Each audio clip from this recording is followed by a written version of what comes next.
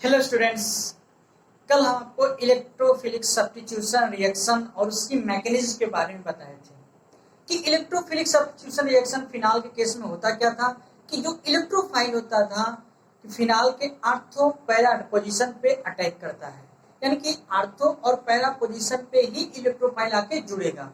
ठीक, क्यों ortho para position पे जुड़ता है? क्योंकि फिनाल में जो हाइड्रॉक्सिल ग्रुप होता है OH वो इलेक्ट्रॉन डोनेट करता है और बेंजीन रिंग को, जिसके कारण क्या होता है ortho para position electron rich हो जाते हैं और इसीलिए इलेक्ट्रोफाइल इलेक्ट्रॉन रिच सेंटर को चूज करता है, इसलिए आर्थो पैरा पोजीशन पे ही अटैक करता है। हम आपको बताए भी थे कि जो फिनाल होता है इलेक्ट्रोफाइल के लिए, फिनाल की रिएक्टिविटी बेंजीन से ज्यादा होती है। क्यों ज्यादा होती है? क्योंकि इसमें प्लस आर इफेक्ट काज करता है। कौन? हाइड्रॉक्सिल ग्रुप के कारण, जिसके कारण इलेक्ट्रोफाइल के लिए बेंजीन रिंग एक्टिवेटिंग हो जाता है, यानी कि रिएक्टिविटी उसकी ज्यादा हो जाती है। ठीक, तो हम आपको ये भी बताए थे मैकेनिज्म में कि इलेक्ट्रोफिलिक जब भी कोई मैकेनिज्म होगी वो 3 स्टेप को फॉलो करेगी। पहला स्टेप क्या होगा? Generation of electrophile. Second step क्या होगा कि फॉर्मेशन ऑफ कार्बोकैटायन। ठीक, थर्ड स्टेप क्या होगा? रिमूवल ऑफ प्रोटॉन, जिससे क्या होगा फाइनल प्रोडक्ट आपका मिल जाएगा, आर्थो सब्स्टिट्यूटेड या पैरा सब्स्टिट्यूटेड मेन प्रोडक्ट आपको मिल जाएगा।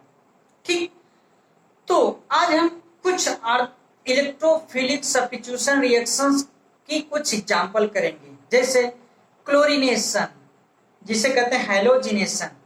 हैलोजिनेशन में क्लोरीनेशन ब्रोमिनेशन दोनों आ जाता है ना। Halogenation, nitration, sulphonation, alkylation, acylation, ये सब किसके एग्जांपल हैं? इलेक्ट्रोफिलिक सब्स्टिट्यूशन रिएक्शन के, जो कि आपके सिलेबस में भी है और बहुत इंपॉर्टेंट भी है।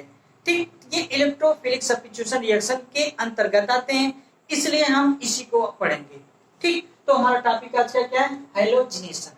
हैलोजिनेशन का मतलब यह है कि कहीं न कहीं हैलोजन का जुड़ा होगा, हैलोजन ऐड होगा, कहाँ पे? फिनाल के आर्थो और पैरा पोजीशन पे। ठीक, तो कैसे होता है मैकेनिज्म? आपको वही मैकेनिज्म फॉलो होगी, तो मैकेनिज्म बताने की जरूरत नहीं है। ठीक, कि तीनों स्टेप वही आप एक एक करके सीख सकते हैं, तो मैकेनिज्म नहीं बताएगी, सीधा सीधा एग्जांपल आपको बताएंगे और रिएक्शन कैसे प्रोसीड होता है, कैसे इलेक्ट्रोफाइल जनरेट होते हैं और कैसे प्रोडक्ट बनता है। ठीक, तो सबसे पहले हैलोजिनेशन। हैलोजिनेशन में आपको बताएं क्लोरीनेशन, ब्रोमिनेशन, आयोडोनेशन सब आ जाता है। ठीक, चलो देखते हैं। तो सबसे पहले कुछ स्टेटमेंट लिखिए व्हेन फिनाल रिएक्ट विथ, कुछ स्टेटमेंट लिख लीजिए। लिखिए when phenol reacts with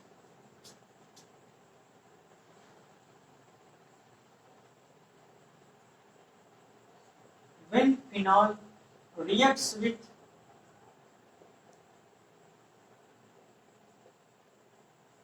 when phenol reacts with Cl2 chlorine OR Br2, मतलब bromine.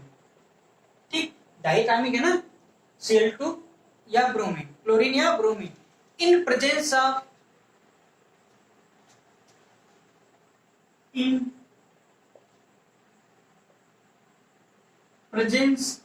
Of non polar solvent,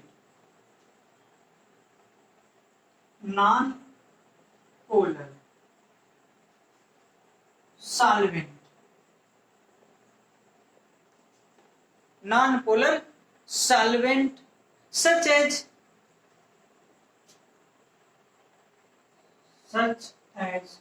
carbon disulfide CH2।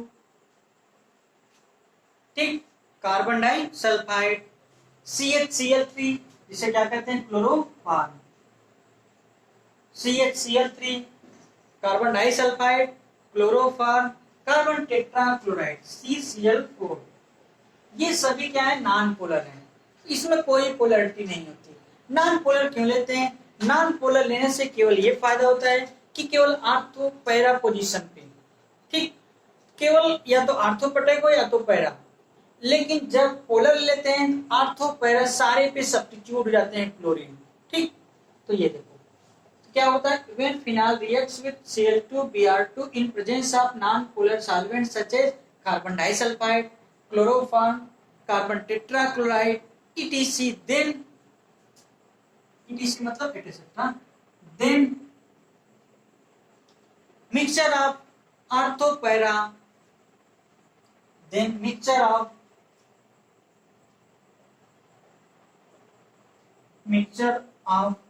ortho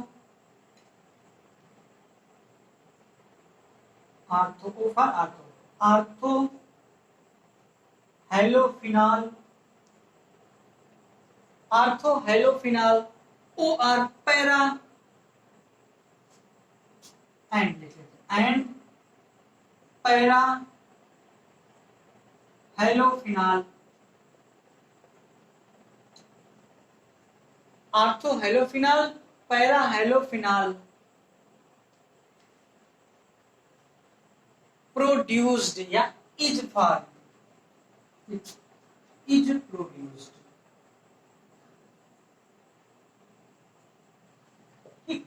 देखिए हमें लिखा क्या है, क्या लिखे, व्हेन फिनाइल रिएक्ट्स विद, जब फिनाइल की रिएक्शन क्लोरीन ब्रोमीन और नॉन पोलर कौन कौन हो सकते हैं, CH2 CCl CHCl3 CCl4, क्या होता है आर्थो हाइलोफिनॉल या पैरा हाइलोफिनॉल प्रोड्यूस्ड होते हैं। ठीक, तो देखिए रिएक्शन इसकी कैसे होती है, देखिए ये क्या है फिनॉल,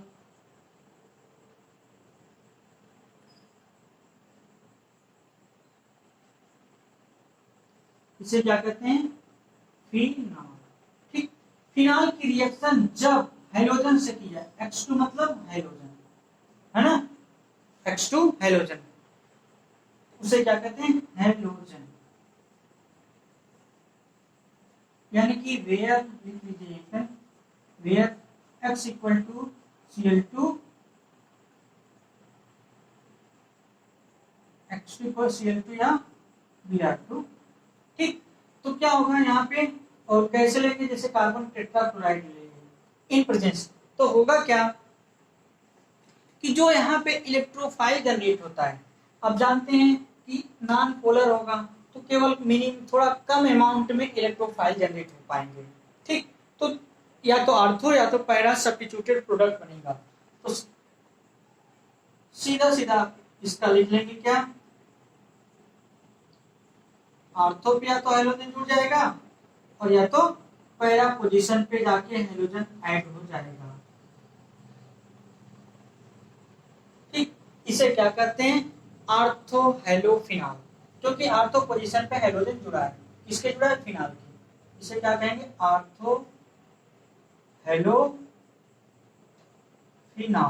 ठीक, इसको क्या कहेंगे पैरा हेलोफिनॉल। ठीक, आर्थो हेलोफिनॉल पैरा है। देखो इसकी मैकेनिज्म की अगर बात करते हैं तो वही 3 स्टेप होता है, जनरेशन ऑफ इलेक्ट्रोफाइल, तो यहाँ से इलेक्ट्रोफाइल जनरेट होता है, हेटेरोरेटिक फ्यूजन होता है। ठीक, तो एक X पे नेगेटिव एक पे पॉजिटिव हेटेरोफिलिक हो जाता है, तो कार्बोकैटायन बनते हैं यहाँ से।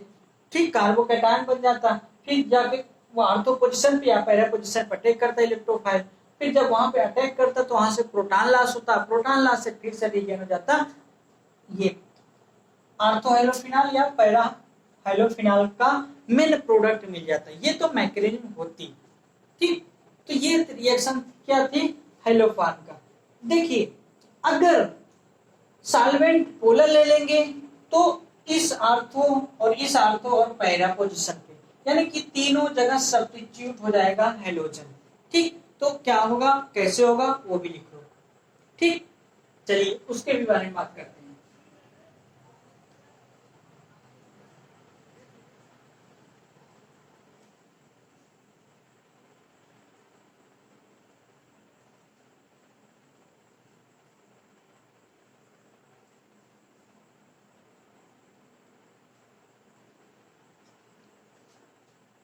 चलिए देखते हैं, हमने क्या बताया कि अगर हाइलोजिनेशन पोलर मीडियम में जैसे वाटर के प्रेजेंस में होगा, इलेक्ट्रोफाइल का जनरेशन तेज होगा, तो ज्यादा इलेक्ट्रोफाइल जनरेट होंगे। जब ज्यादा इलेक्ट्रोफाइल अटैक होंगे तो अटैक बेंजीन रिंग पे यानी कि फिनॉल के सभी आर्थो पोजीशन पे जो कि हेलोजन रिएक्ट करके अटैक करके सब्स्टिट्यूट प्रोडक्ट बनाता है। ठीक, तो अगला स्टेटमेंट यही लिखना है। लिखिए इन द हेलोजिनेशन, ऐसे लिखिए if halogenation,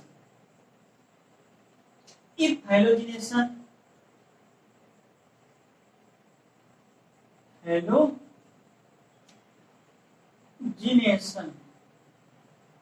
if halogenation is carried out,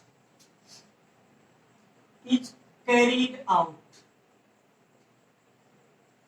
carried out in the presence of, in the presence of, in the presence of polar solvent,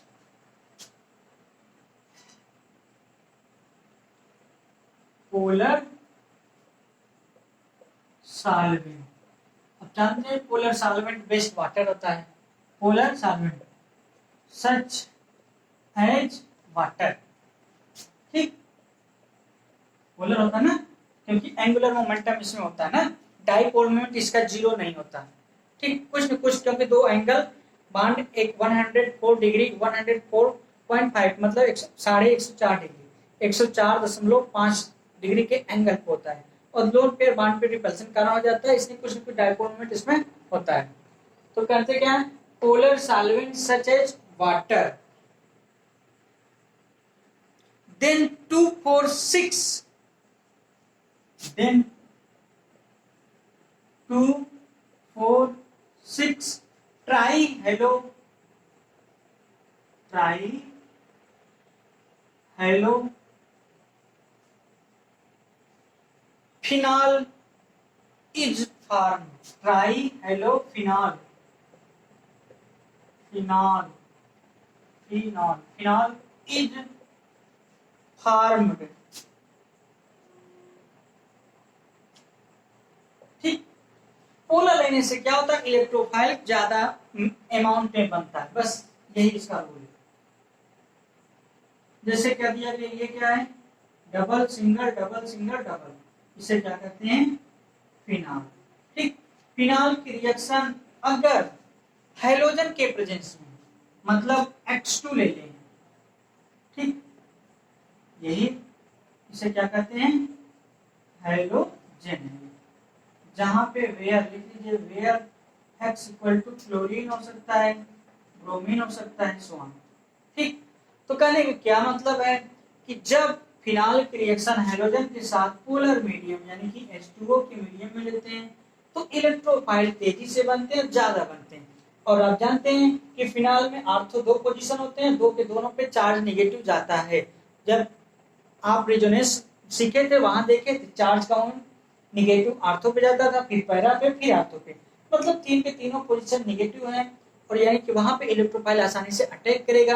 यानी कि ये इलेक्ट्रॉन रिच का पार्ट है ना, आर्थो पैरा इलेक्ट्रॉन रिच है, तो इलेक्ट्रॉन रिच होने की वजह से आसानी से इलेक्ट्रोफाइल वहां पे अटैक करता है, और जब अटैक करेगा तो तीनों पोजीशन पे अटैक करेगा। ठीक, और तीनों पोजीशन पर अटैक करेगा तो कुछ ऐसे कंपाउंड बन जाएंगे, है ना, यहाँ भी हाइड्रोजन, यहाँ भी, और यहाँ भी। अब तो नंबरिंग इसको 1 देते हैं, 1 2 3, चलो रेड से लिख लेते हैं, थोड़ा मार्किंग अच्छा लगेगा। 1 2 3 4 5 6। तो यहाँ देख रहे हैं कि दूसरे चौथे छठे पोजीशन पे हाइड्रोजन है, और इनकी संख्या 3 है, 1 2 3, और जुड़े किस पे हैं, फिनॉल पे। तो इसका नाम क्या होगा, 2 4 6 ट्राई हेलोफिनॉल। ठीक, ये इसका IUPAC नाम होगा। जैसे कोई कंपाउंड अगर हम ले लें, फॉर एग्जांपल, चलो फॉर एग्जांपल अगर हम किसी की रिएक्शन करा दें, फिनॉल की क्लोरीन से करा दें या ब्रोमीन से करा दें, और मीडियम कैसा लें, पोलर। ठीक, पोलर मीडियम लें और उससे रिएक्ट करा दें तो क्या कुछ बनता है, चलो यहां देखते हैं। जैसे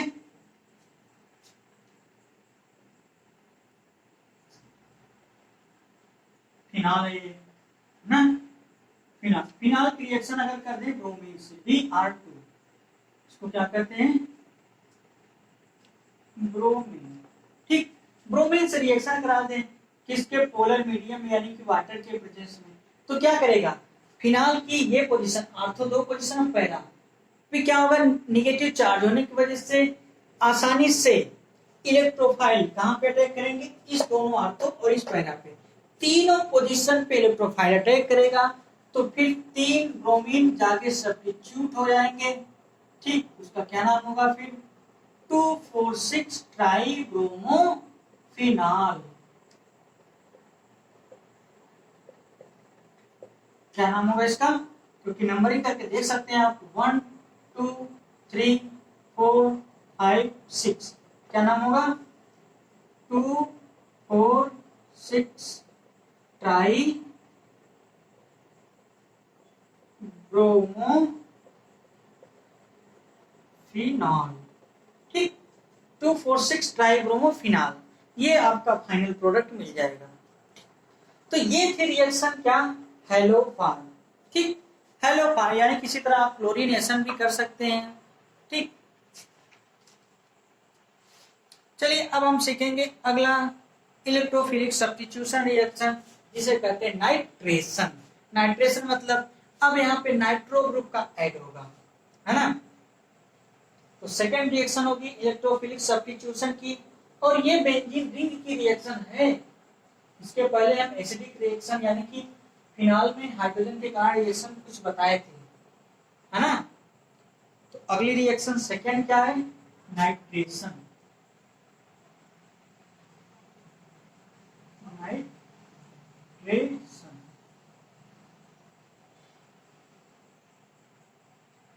नाइट्रेशन का मतलब क्या है, इसमें nitro group ortho para position पे जाके जुड़ेंगे, क्योंकि नाइट्रो इलेक्ट्रोफाइल की तरह बिहेव करेगा। होता क्या है कि जब फिनाल को नाइट्रिक एसिड के साथ रिएक्ट कराते हैं, तो जो नाइट्रो ग्रुप का इलेक्ट्रोफाइल होता है, मतलब नाइट्रिक एसिड से नाइट्रो ग्रुप NO2+ जो रिलीज होता है, वो या फिनाल के आर्थो या तो पैरा पोजीशन पर रिएक्ट करता है, तो आर्थो पैरा नाइट्रोफिनाल बनते हैं।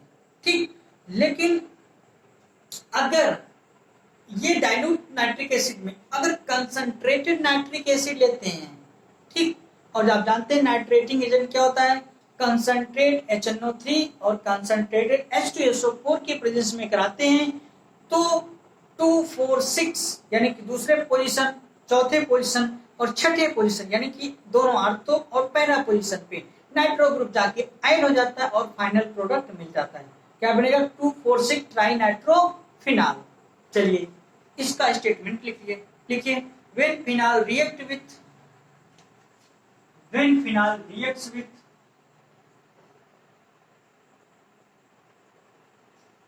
phenol reacts with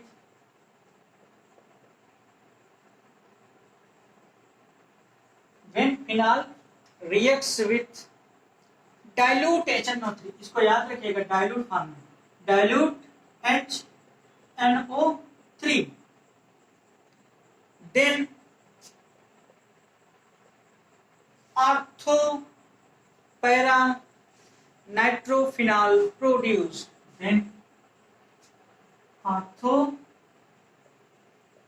nitrophenol and para nitrophenol produced.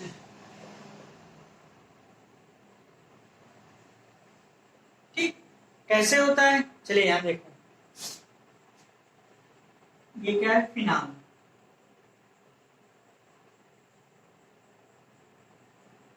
ठीक, फिनाल की रिएक्शन किससे कराते हैं, HNO3, और ये HNO3 कैसा होना चाहिए, डाइल्यूट फॉर्म में, याद रखिएगा, HNO3, इसको क्या कहते हैं, नाइट्रिक एसिड, नाइट्रिक एसिड। ठीक, HNO3, देखो लास्ट में एक आया है ना, हमने बताए थे, एक लेक्चर बनाए हम इसको, नेमिंग ऑफ आयंस की, ठीक, कहाँ इक अस पर एट ये हाइपो अस इक कहाँ आते हैं, ये सब आपको वहां दिखाएं। तो अगर सीखना चाहे तो वहां से सीख सकते हैं आप यूट्यूब पे हमारे चैनल पे, ठीक। तो नाइट्रिक एसिड क्या है, HNO3। नाइट्रिक एसिड में देखो न्यूक्लियोफाइल कैसे जनरेट होता है, कैसे बनता है। एक्चुअली जो नाइट्रिक एसिड होता है HONO2 के फॉर्म में ब्रेक होता है। आप जानते हैं नाइट्रोजन ऑक्सीजन किसकी इलेक्ट्रोनेगेटिविटी ज्यादा होती है, ऑक्सीजन पे। तो ऑक्सीजन पे नेगेटिव चार्ज होगा और नाइट्रोजन पे पॉजिटिव चार्ज, और यही यही इलेक्ट्रोफाइल की तरह बिहेव करता है, ठीक। ये इलेक्ट्रोफाइल की तरह बिहेव करेगा और ये न्यूक्लियोफाइल की तरह। तो ये जाके आर्थो और पैरा पोजीशन पे अटैक करने की टेंडेंसी रखता है। क्यों? क्योंकि आर्थो और पैरा पोजीशन पे नेगेटिव चार्ज है, यानी कि इलेक्ट्रॉन का एक्सेस वाला पोजीशन है, यानी कि ortho para position electron excess position है, इसलिए ये इलेक्ट्रोफाइल जाके कहां अटैक करेगा, वहां पे। तो यही इलेक्ट्रोफाइल की तरह बिहेव करता है, ठीक। अब देखो होगा क्या कि जो नाइट्रिक एसिड से ना अब इससे रिएक्ट कराएंगे तो क्या बनेगा, आर्थोनाइट्रोफिनॉल या पैरानाइट्रोफिनॉल बनेगा,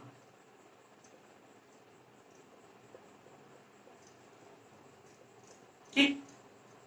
आर्थोनाइट्रोफिनॉल या पैरानाइट्रोफिनॉल प्रोड्यूस्ड होता है। इसको क्या कहेंगे, आर्थो पोजीशन जुड़ा नाइट्रो ग्रुप, इसलिए कहेंगे आर्थो, और जुड़ा क्या है, नाइट्रो, इस पर जुड़ा है फिनॉल पे, क्या नाम होगा, आर्थोनाइट्रोफिनॉल। इस पर क्या नाम होगा, पैरा नाइट्रोफिनॉल, ठीक, आर्थोनाइट्रोफिनॉल। लेकिन जब ये डाइल्यूट लेते हैं तब केवल आर्थो या तो पैरा होगा, मिक्सचर होता है आर्थो पैरा का ना। लेकिन ये कंसंट्रेटेड ले लेंगे तो सब्स्टिट्यूशन दोनों आर्थो पे और तीनों एक पैरा पे, यानी कि तीनों पोजीशनों पे नाइट्रो ग्रुप जाके ऐड हो जाएगा, ठीक। यानी कि 2, 4, 6 पोजीशन पे जाके नाइट्रो ग्रुप ऐड होगा। कैसे होगा, चलिए वो भी देखते हैं।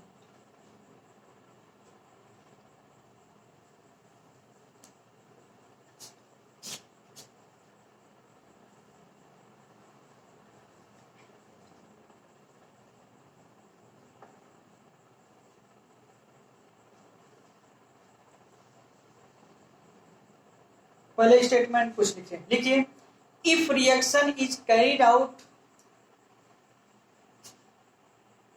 if reaction is carried out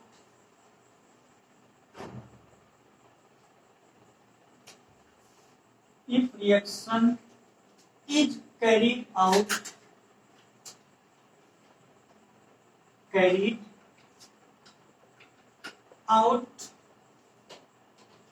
with concentrated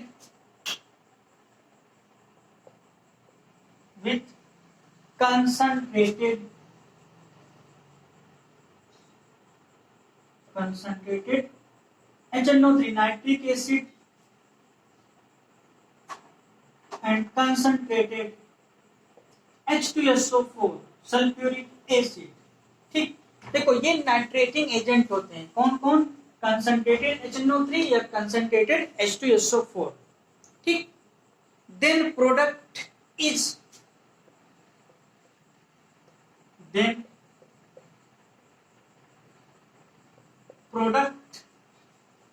is 2,4,6 trinitrophenol,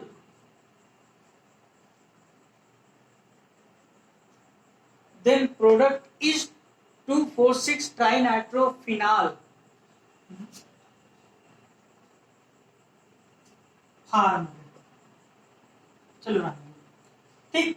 करने का मतलब कि जब फिनाल की reaction concentrated HNO3 concentrated H2SO4 के साथ कराते हैं तो फिनाल के आर्थो पोजीशन दो और पैरा पोजीशन, यानी कि तीनों पोजीशनों पे नाइट्रो ग्रुप जाके अटैक करता है, क्योंकि यहाँ पे ये गुड ग्रुप नाइट्रो ग्रुप का बेस्ट डोनेटिंग ग्रुप होगा। मतलब इनके प्रेजेंस यानी concentrated HNO3 concentrated sulphuric acid के प्रेजेंस में नाइट्रो ग्रुप का जनरेशन बहुत आसानी से होगा, इसलिए नाइट्रो ग्रुप ज्यादा रहेंगे तो आर्थो पोजीशन और पैरा पोजीशन पे आसानी से फिनाल के रिएक्ट करेंगे।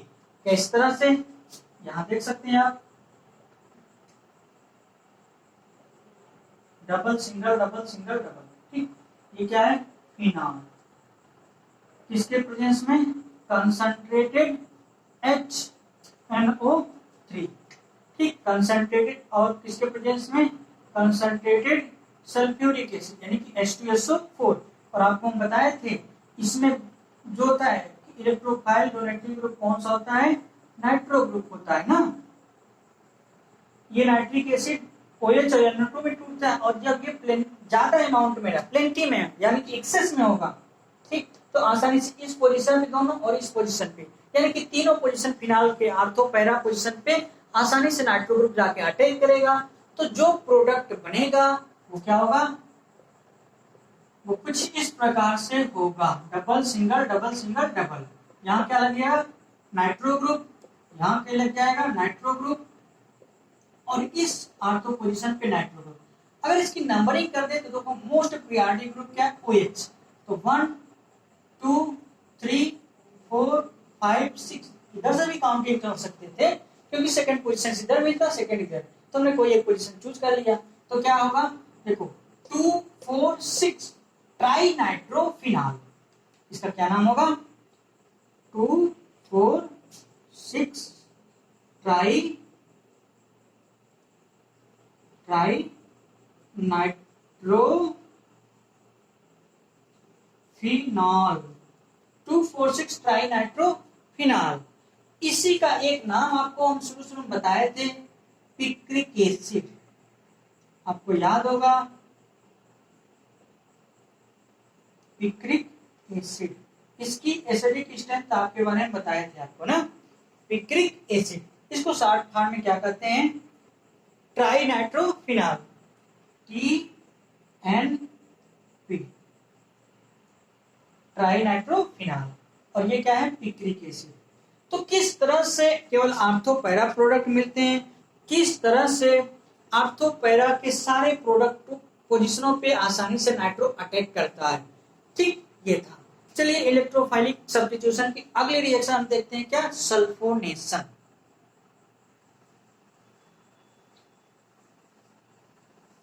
सल्फोनेशन क्या होता है?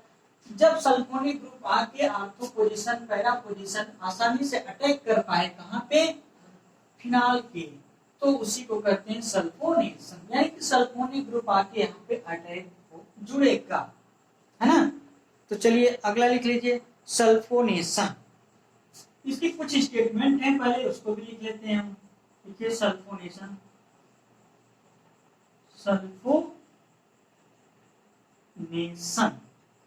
यानी कि सल्फोनिक ग्रुप अब ऐड होगा कहां पे?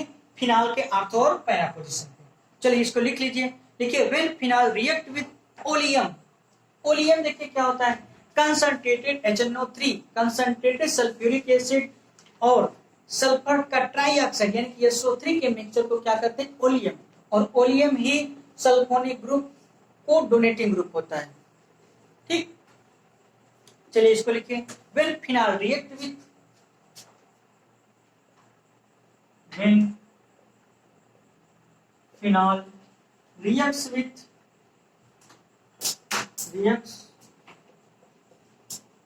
when phenol reacts with oleum, oleum,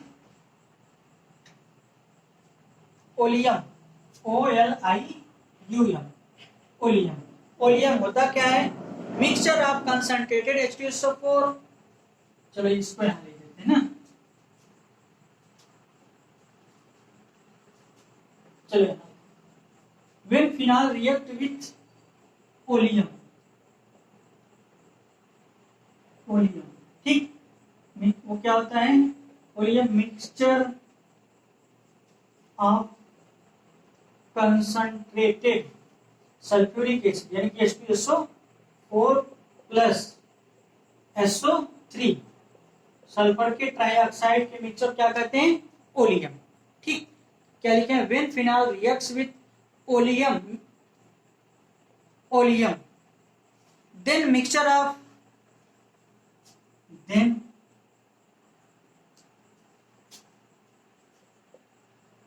then mixture of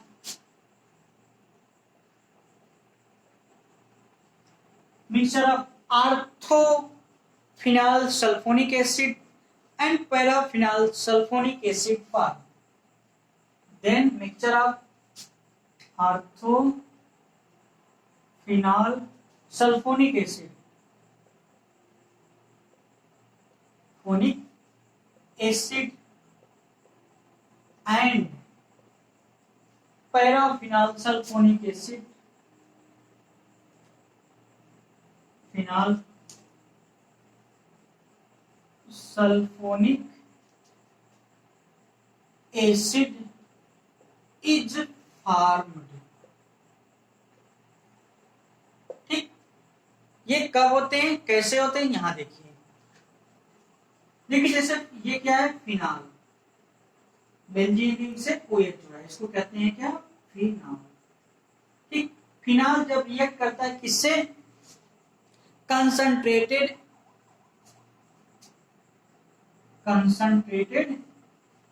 H2SO4 और कंसंट्रेटेड होता क्या है, सल्फर का ट्राइऑक्साइड। देखो कभी कहीं इसको ऐसे भी आप पढ़ेंगे, ओलियम ना, इसी को ओलियम भी कहते हैं ना, ओलियम का एक फार्मूला ये भी होता है H2S2O7, याद रखिएगा H2S2O7। फिर से देख लीजिए H2S2O7, अरे दो हाइड्रोजन, सल्फर दो, ऑक्सीजन सात, H2SO7 को क्या कहते हैं, ओलियम। याद रखिएगा, कभी कभी इसको इस फॉर्म में भी देखा जाता है। ठीक, तो होता क्या है, सल्फोनिक एसिड ये किस फॉर्म में ब्रेक होता है, देखो यहां से हाइड्रोजन निकल जाएगा और HSO3 है ना, HSO3 जाके वहां पे आर्थो या पैरा पोजीशन पे जाके जुड़ जाता है और वहां से हाइड्रोजन निकल जाएगा। ठीक, वहां से जब हाइड्रोजन निकलेगा और इसके साथ वाटर का फॉर्मेशन कर लेता है। ठीक, तो मेन प्रोडक्ट आपको बताएंगे केवल, ये क्या है, फिनाल है, फिनाल के आर्थो पोजीशन पे जाके सल्फोनिक एसिड SO3H, इसे क्या कहते हैं, आर्थोफिनाल सल्फोनिक एसिड, इसको क्या कहेंगे, आर्थोफिनाल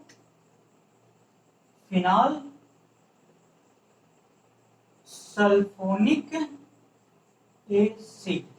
ठीक, और दूसरा पोजीशन अगर ये पैरा पे जाके जुड़ जाएगा तो क्या कहेंगे,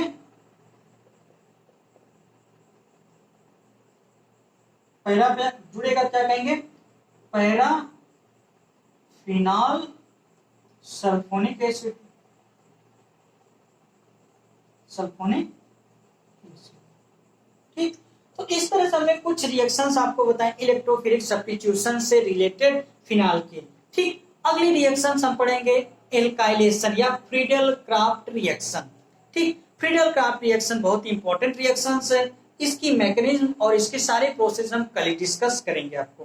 ठीक, तो आप हेडिंग लिख लीजिए, फ्रीडल क्राफ्ट रिएक्शन, ये भी इलेक्ट्रोफिलिक सब्स्टिट्यूशन रिएक्शन को फॉलो करती है। तो कहने का मतलब इसमें भी इलेक्ट्रोफाइल जनरेट होंगे और वही तीन स्टेप इसमें भी फॉलो होंगे। जनरेशन ऑफ इलेक्ट्रोफाइल पहला स्टेप, दूसरा स्टेप होगा formation of carbocation, third step होगा रिमूवल ऑफ प्रोटॉन, और इस तरह से एल्किल ग्रुप या एसिल ग्रुप का ऐड हो जाएगा फिनाल के, इसी को कहते हैं फ्रीडल क्राफ्ट रिएक्शन। तो अगली रिएक्शन हम क्या पढ़ेंगे, फ्रीडल क्राफ्ट रिएक्शन, यानी कि रिएक्शन नंबर 4।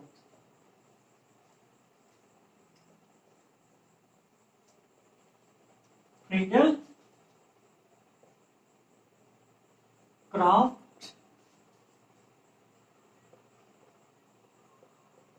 रिएक्शन,